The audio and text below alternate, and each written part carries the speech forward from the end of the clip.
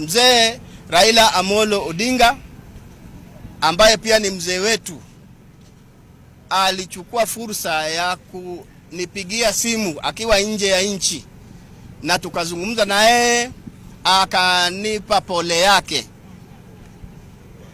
Pia mama Gladys Wanga pia amekuja nyumbani, na tokea hapo nyuma amekuwa akiniuliza wakati kwa wakati vile ninavyoendelea huko Nairobi, maana Nairobi si nyumbani. Tumekuwa tukiwasiliana. Pia siwezi kumsahau Daktari Eve Obara ambaye pia amesimama kando yangu, na anaendelea kuuliza kama kuna jambo lolote tunaweza kusaidiana kama wanadamu. Kwa hivyo nasema asanteni. Swala la kuhusiana na msiba huu ni kubwa. Msiba ni kubwa. Na sisi kama boma hili mnavyoliona